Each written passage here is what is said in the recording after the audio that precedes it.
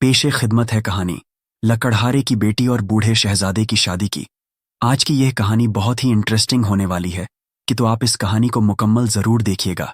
Video पसंद आए तो वीडियो को लाइक करें। नए आने वाले लोग चैनल को सब्सक्राइब करके बेल बटन ऑन कर लें ताकि हर वीडियो का नोटिफिकेशन आपको टाइम पर मिलता रहे।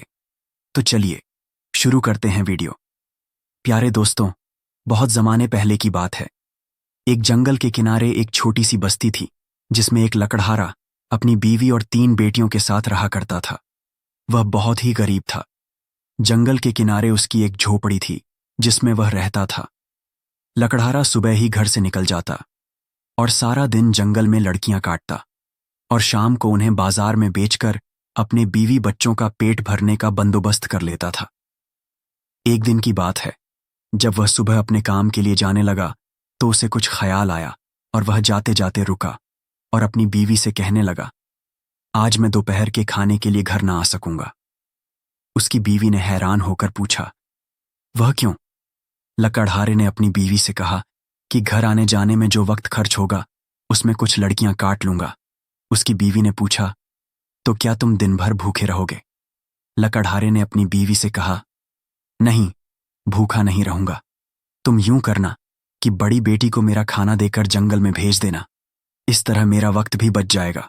उसकी इस बात पर बीवी ने पूछा, मगर बेटी को यह कैसे मालूम होगा कि तुम जंगल में कहाँ हो? इतना बड़ा खौफनाक जंगल है, बेचारी कहाँ मारी मारी फिरेगी। लकड़हारे ने अपनी बीवी को समझाते हुए कहा, नहीं, तुम घबराओ नहीं, उसे रास्ता मालूम हो जाएगा, क्योंकि मैं अपने साथ बाजरे का थैला साथ लेकर जा रहा हूं और मैं जिस तरफ भी जाऊंगा बाजरे के दाने बिखेरता जाऊंगा। इस तरह यह रास्ता नहीं भूलेगी और मुझ तक पहुंच जाएगी। इतना कहकर वह लकड़हारा बाजरे का थैला लेकर लकड़ियां काटने के लिए जंगल में चला गया। जब दोपहर हुई और सूरज सर पर आ गया तो लकड़हारे की बीवी रोटी को एक गठरी में बांधकर अपनी बेटी से कहने लगी, बेटी यह गठरी लो और अपने बाप को जंगल में दे आओ। दोपहर हो चुकी है, उसे यकीनन भूख लग रही होगी। इतना कहकर उसने रोटी की गठरी को बेटी को दे दिया और साथ ही बेटी से कहने लगी कि देखना, जिस रास्ते पर बाजरे के दाने बिखरे हुए हों उसी पर चलती जाना। इस तरह तुम अपने बाप तक पहुंच जाओगी और रास्ता नहीं भूलोगी। आप बेफिक्र रहो मां, मैं उसी रास्ते पर जाऊंगी बेटी। यह कहकर रोटी की गठरी लेकर जंगल की तरफ चल दी। जब वह जंगल में पहुंची तो उसे किसी रास्ते पर भी बाजरे के दाने बिखरे हुए न मिले। दरअसल हुआ यह था कि सुबह जब लकड़हारा बाजरे के दाने बिखेर कर तो गया था, मगर दोपहर तक चिड़ियों, कौओं, कबूतरों और दूसरे परिंदों ने तमाम बाजरा चुन लिया था और अब रास्ते पर एक दाना भी कहीं नजर नहीं आ रहा था। यही वजह थी कि लड़की को कहीं बाजरा बिखरा हुआ ना मिल सका। वो बेचारी हैरान और परेशान होकर सोच रही थी कि बाजरा वाला रास्ता तो नजर नहीं आता, अब मैं क्या करूं? वह इन्हीं सोच में खोई हुई सीधी चलती रही, कभी इधर जाती और कभी उधर को चल देती। इसी तरह अंदाजे से चलती और घूमती रही, मगर उसे उसका बाप ना मिल सका। उसने कई बार सोचा कि वापस घर चली जाऊं, लेकिन उस घने जंगल में अब उसे वापसी का रास्ता भी नहीं मिल रहा था। इसी तरह चलते चलते दिन ढल गया और रात सर पर आ गई। एक तो घना जंगल, ऊपर से रात, और फिर वह अकेली क्या करें और क्या ना करें। उसका दिल दहल रहा था। तेज हवा से दरख्तों में से अजीबो गरीब आवाजें पैदा हो रही थीं और घुप अंधेरे में बार बार उल्लू खौफनाक अंदाज से बोल रहे थे। खौफ और दहशत के इस आलम में वह लड़की सहमी हुई थी। इतने में उसे दूर दरख्तों में रोशनी दिखाई दी। यकीनन वहां लोग रहते होंगे। उसने दिल में सोचा और उसमें हौसला पैदा हो गया, मुझे एक रात के लिए पनाह तो मिल ही जाएगी। ये सोचकर उस लड़की को जिस तरफ रोशनी दिखाई दी थी उसी तरफ कदम बढ़ाने लगी। कुछ ज्यादा देर नहीं लगी कि वह उस रोशनी के करीब पहुंच गई। देखा तो वहां एक घर था जिसकी खिड़की में यह रोशनी बाहर आ रही थी। उसने डरते डरते आगे बढ़कर दरवाजे पर दस्तक दी। जवाब में एक कड़क आवाज आई, कौन है? अंदर आ जाओ। लड़की हौले हौले आगे बढ़ी और तारीख बरामदे में पहुंचकर उसने दीवान खाने का दरवाजा खटखटाया। जवाब में फिर वही आवाज आई, अंदर आ जाओ। लड़की ने आहिस्ता से दीवान खाने का दरवाजा खोला और अंदर दाखिल हो गई। वहां कमरे में एक बूढ़ा आदमी था जिसके बाल बर्फ की तरह सफेद थे और वह एक मेज के साथ कुर्सी पर बैठा हुआ था और दोनों हाथों से सर थामे हुए था। उसकी सफेद और लंबी दाढ़ी मेज पर फैली हुई थी, बल्कि नीचे फर्श तक लटकी हुई नजर आ रही थी। लड़की ने फटी फटी नजरों से कमरे में इधर उधर देखा तो वहां बूढ़े के अलावा 3 जानवर भी चूल्हे के पास बैठे नजर आए। उनमें एक मुर्गी थी, एक तोता था और एक चितकबरी बकरी थी। लड़की थोड़ी देर खामोश खड़ी रही, फिर बूढ़े से दरख्वास्त की, मैं रास्ता भटक गई हूं, आप मुझे रात बसर करने की इजाजत दे दीजिए। जवाब में उस बूढ़े शख्स ने सर उठाया, एक नजर लड़की पर डाली और फिर चूल्हे के पास बैठे हुए तीनों जानवरों की तरफ देखकर बोला, प्यारे मुर्गी, प्यारे तोता और प्यारी चितकबरी बकरी, अब तुम क्या कहती हो? तीनों जानवरों ने एक जबान में कहा, हम राजी हैं। इस पर बूढ़ा आदमी लड़की से बोला, बावर्ची खाने में जाओ, वहां बहुत कुछ रखा हुआ है, हमारे लिए खाना तैयार करो। यह सुनकर लड़की खुश हो गई और जल्दी से बावर्ची खाने में चली गई। वहां जाकर उसने देखा तो वाकई खाने पकाने का बहुत सा सामान मौजूद था। उसे खुद भी भूख लग रही थी। उसने जल्दी जल्दी बर्तन धोए और फिर शानदार और लजीज खाना पकाया। मगर उस मौके पर वह यह बिल्कुल ही भूल गई कि वहां बूढ़े के अलावा 3 जानवर भी मौजूद हैं। जब खाना तैयार हो गया तो वह खाना परोसकर बूढ़े के आगे मेज पर रख दिया। उस वक्त उसे बेइंतहा भूख लग रही थी, चुनांचे उसने जी भर के खाना खाया। इस तरह जब उसका पेट भर गया तो बूढ़े से कहने लगी, मैं बहुत थक गई हूं, मुझे बताइए बिस्तर कहाँ है ताकि मैं सो सकूं। बूढ़ा कोई जवाब देता। तीनों जानवर बोले, जब तुम इसके साथ बैठी खा पी रही थी तब तुम्हें कतई ख्याल नहीं आया कि हम भी भूखे हैं। अब वह जगह ढूंढो जहां तुम रात बसर कर सको। इसके साथ ही बूढ़ा बोल पड़ा, ऊपर की मंजिल पर जाओ, तुम्हें वहां एक कमरा मिलेगा जिसमें 2 बिस्तर होंगे। बिस्तरों को झाड़ो और साफ करो, फिर उन पर साफ चादर बिछाओ। उसके बाद मैं भी आऊंगा और तुम सो जाना। जैसे ही बूढ़े ने यह कहा, लड़की जल्दी से ऊपर की मंजिल पर गई। उसने देखा तो वहां 2 बिस्तर मौजूद थे। उसने दोनों बिस्तर झाड़े और साफ की।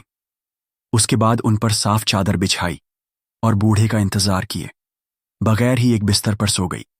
लड़की दिन भर के सफर से थकी हुई तो थी ही, जैसे ही बिस्तर पर लेटी उसके साथ ही गहरी नींद सो गई। थोड़ी देर के बाद जब बूढ़ा ऊपर आया तो उसने देखा लड़की सोई हुई थी। उसने मोमबत्ती उसके चेहरे के पास करके जायजा लिया, लेकिन वह इस कदर गहरी नींद में थी कि उसे होश तक न था।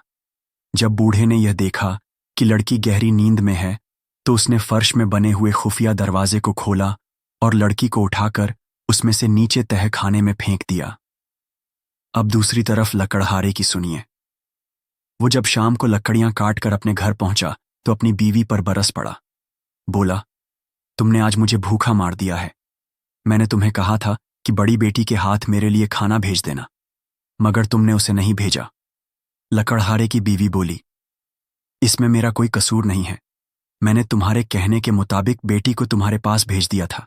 वह तुम्हारा खाना ले गई थी और अभी तक वापस नहीं आई। लकड़हारा बोला, मगर वह मेरे पास तो पहुंची नहीं, फिर कहाँ गई? हो सकता है जंगल में रास्ता भटक गई हो। जंगल में तो खौफनाक दरिंदे हैं, इस वक्त तो मैं उसे तलाश करने भी नहीं जा सकता। अल्लाह उसकी हिफाजत करे। मेरा ख्याल है हमें सुबह तक उसका इंतजार करना चाहिए। यकीनन वह किसी पेड़ पर चढ़कर रात बसर कर लेगी। वह दोनों मियाँ बीवी बातें करते हुए सो गए और फिर दूसरे रोज लकड़हारा सूरज निकलने से पहले ही उठ गया। उसने जल्दी जल्दी तैयारी की, नाश्ता किया और रोज के मुताबिक लकड़ियां काटने के लिए तैयार हो गया। फिर लकड़हारा अपनी बीवी से कहने लगा, आज तुम मंझली बेटी के हाथ मेरा खाना रवाना करना। आज मैं मटर के बड़े दानों वाला अनाज थैले में भर कर ले जाता हूं। मैं उसी तरह रास्ते में दाने बिखेर जाऊंगा ताकि जब बेटी खाना लेकर आए तो उसे रास्ता मालूम हो सके। लकड़हारा अपनी बीवी से यह कहकर चला गया और जब दोपहर हुई तो लकड़हारे की बीवी ने अपनी मंझली बेटी को खाना देकर कहा, बेटी, सिर्फ उसी रास्ते पर जाना जिस पर मटर के दाने बिखरे हुए हों। इस तरह तुम सीधी अपने बाप के पास पहुंच जाओगी। मंझली बेटी ने कहा, आप बेफिक्र रहो अम्मा, मैं उसी रास्ते पर जाऊंगी। लड़की ने यह कहा और बाप का खाना लेकर रवाना हो गई। लेकिन जब वह जंगल में दाखिल हो गई तो किसी रास्ते पर मटर के दाने बिखरे हुए नजर नहीं आ रहे थे। कल की तरह आज भी जंगली परिंदों ने तमाम बिखरे हुए दाने चुन लिए थे। और अब वहां एक दाना भी बाकी ना रहा था। सारा दिन लड़की बेचारी इधर उधर भटकती फिरती रही, यहां तक कि दिन ढल गया और हर तरफ अंधेरा फैल गया। अंधेरी रात में उसे भी एक रोशनी दिखाई दी और वह भी अपनी बड़ी बहन की तरह उसी बूढ़े के घर पहुंच गई। बूढ़े ने कल रात की तरह अपने तीनों जानवरों से पूछा, प्यारे तोते, प्यारी मुर्गी और प्यारी चितकबरी बकरी, अब तुम क्या कहती हो? तीनों जानवरों। इस पर बूढ़ा आदमी लड़की से बोला, बावर्ची खाने में जाओ, वहां बहुत कुछ रखा हुआ है, हमारे लिए खाना तैयार करो। यह सुनकर लड़की खुश हो गई और जल्दी से बावर्ची खाने में चली गई। वहां जाकर उसने देखा तो वाकई खाने पकाने का बहुत सा सामान मौजूद था। उसे खुद भी भूख लग रही थी। उसने जल्दी जल्दी बर्तन धोए और फिर शानदार और लजीज खाना पकाया। मगर उस मौके पर वह यह बिल्कुल ही भूल गई कि वहां बूढ़े के अलावा 3 जानवर भी मौजूद हैं। जब खाना तैयार हो गया तो वह खाना परोसकर बूढ़े के आगे मेज पर रख दिया। उस वक्त उसे बेइंतहा भूख लग रही थी, चुनांचे उसने जी भर के खाना खाया। इस तरह जब उसका पेट भर गया तो बूढ़े से कहने लगी, मैं बहुत थक गई हूं, मुझे बताइए बिस्तर कहाँ है ताकि मैं सो सकूं। बूढ़ा कोई जवाब देता। तीनों जानवर बोले, जब तुम इसके साथ बैठी खा पी रही थी तब तुम्हें कतई ख्याल नहीं आया कि हम भी भूखे हैं। अब वह जगह ढूंढो जहां तुम रात बसर कर सको। इसके साथ ही बूढ़ा बोल पड़ा, ऊपर की मंजिल पर जाओ, तुम्हें वहां एक कमरा मिलेगा जिसमें 2 बिस्तर होंगे। बिस्तरों को झाड़ो और साफ करो, फिर उन पर साफ चादर बिछाओ। उसके बाद मैं भी आऊंगा और तुम सो जाना। जैसे ही बूढ़े ने यह कहा, लड़की जल्दी से ऊपर की मंजिल पर गई। उसने देखा तो वहां 2 बिस्तर मौजूद थे। उसने दोनों बिस्तर झाड़े और साफ किए। उसके बाद उन पर साफ चादर बिछाई और बूढ़े का इंतजार किए, बगैर ही एक बिस्तर पर सो गई। लड़की दिन भर के सफर से थकी हुई तो थी ही, जैसे ही बिस्तर पर लेटी उसके साथ ही गहरी नींद सो गई। थोड़ी देर के बाद जब बूढ़ा ऊपर आया तो उसने देखा लड़की सोई हुई थी। उसने मोमबत्ती उसके चेहरे के पास करके जायजा लिया, लेकिन वह इस कदर गहरी नींद में थी कि उसे होश तक न था। जब बूढ़े ने यह देखा कि लड़की गहरी नींद में है तो उसने फर्श में बने हुए खुफिया दरवाजे को खोला और लड़की को उठाकर उसमें से नीचे तह खाने में फेंक दिया। अब दूसरी तरफ लकड़हारे की सुनिए। वो जब शाम को लकड़ियां काटकर अपने घर पहुंचा तो अपनी बीवी पर बरस पड़ा। बोला, तुमने आज मुझे भूखा मार दिया है। मैंने तुम्हें कहा था कि बड़ी बेटी के हाथ मेरे लिए खाना भेज देना, मगर तुमने उसे नहीं भेजा। लकड़हारे की बीवी बोली, इसमें मेरा कोई कसूर नहीं है। मैंने तुम्हारे कहने के मुताबिक बेटी को तुम्हारे पास भेज दिया था। वह तुम्हारा खाना ले गई थी और अभी तक वापस नहीं आई। लकड़हारा बोला, मगर वह मेरे पास तो पहुंची नहीं, फिर कहाँ गई? हो सकता है जंगल में रास्ता भटक गई हो। जंगल में तो खौफनाक दरिंदे हैं, इस वक्त तो मैं उसे तलाश करने भी नहीं जा सकता। अल्लाह उसकी हिफाजत करे। मेरा ख्याल है हमें सुबह तक उसका इंतजार करना चाहिए। यकीनन वह किसी पेड़ पर चढ़कर रात बसर कर लेगी। वह दोनों मियाँ बीवी बातें करते हुए सो गए और फिर दूसरे रोज लकड़हारा सूरज निकलने से पहले ही उठ गया। उसने जल्दी जल्दी तैयारी की नाश्ता किया और रोज के मुताबिक लकड़ियां काटने के लिए तैयार हो गया। फिर लकड़हारा अपनी बीवी से कहने लगा, आज तुम मंझली बेटी के हाथ मेरा खाना रवाना करना। आज मैं मटर के बड़े दानों वाला अनाज थैले में भरकर ले जाता हूं।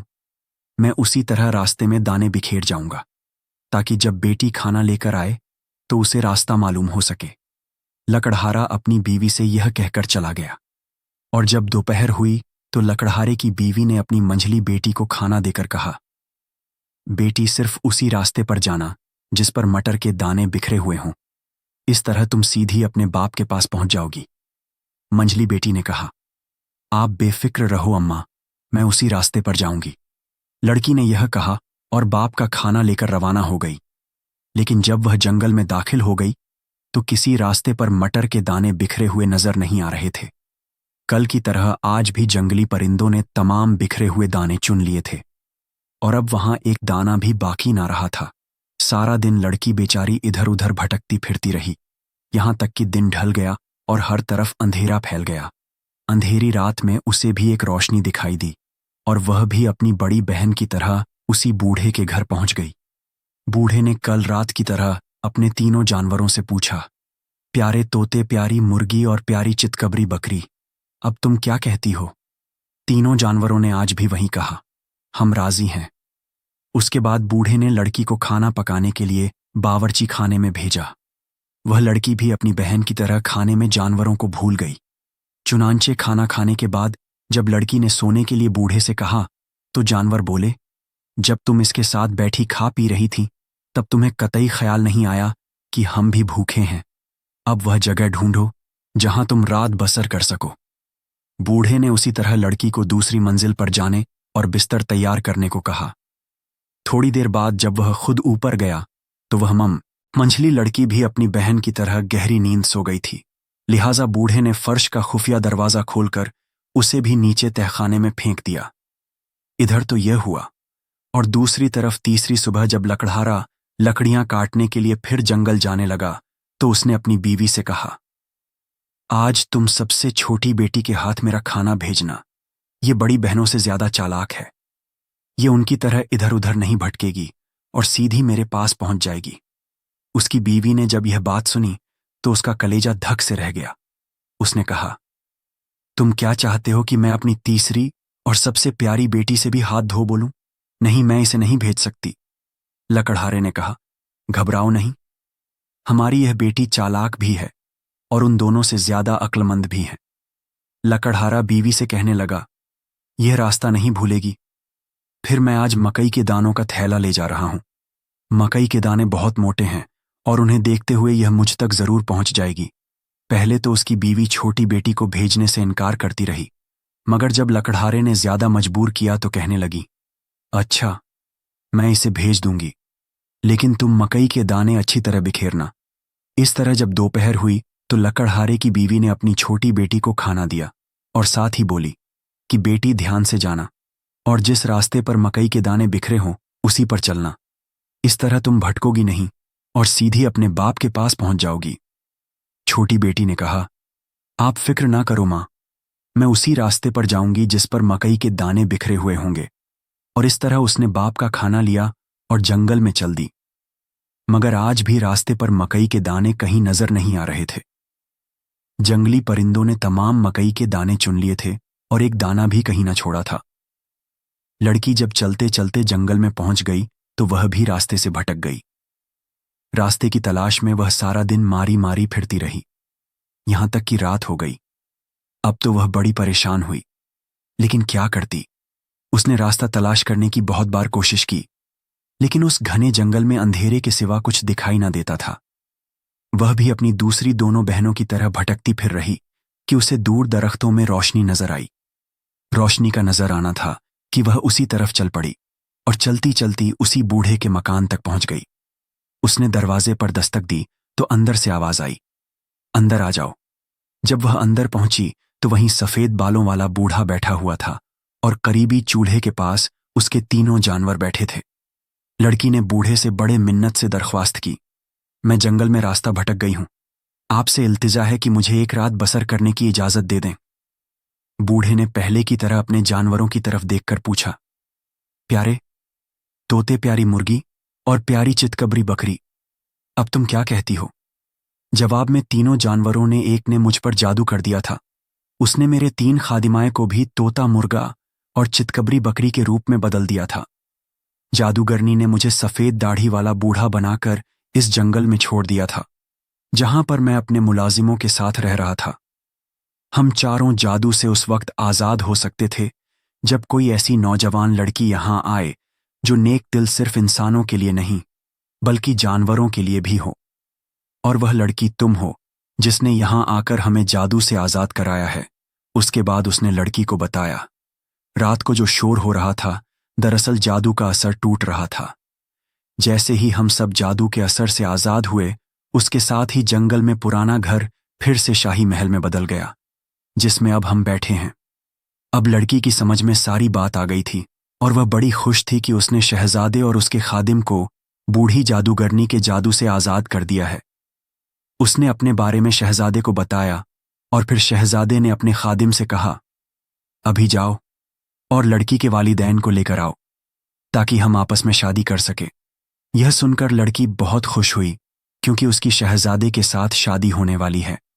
मगर उसी वक्त उसे अपनी दोनों बहनों का ख्याल आया। उसने शहजादे से पूछा, लेकिन मेरी दोनों बड़ी बहनें कहाँ हैं? शहजादे ने कहा, मैंने उन्हें तहखाने में बंद कर रखा है, क्योंकि उन्हें एहसास हो जाए कि जानवरों को कभी भूखा नहीं छोड़ना चाहिए। अगले दिन लड़की के वालिदैन दरबार में हाजिर हो गए और तब उस लड़की और उसके वालिदैन ने शहजादे से अपनी दोनों बेटियों को छोड़ने के लिए अर्ज किया। शहजादे के हुक्म पर दोनों बहनों को रिहा कर दिया गया। दोनों बहनों ने अपनी गलती के लिए शहजादे और तीनों जानवर बने मुलाजिमों से माफी मांगी। शहजादे और तीनों मुलाजिमों ने उन दोनों बहनों को माफ कर दिया। फिर शहजादे और लकड़हारे की बेटी की शादी बहुत धूमधाम से हुई और वह खुशी खुशी रहने लगे। प्यारे दोस्तों, यह थी हमारी आज की छोटी सी कहानी। हम उम्मीद करते हैं अपने इस कहानी को जरूर पसंद किया होगा।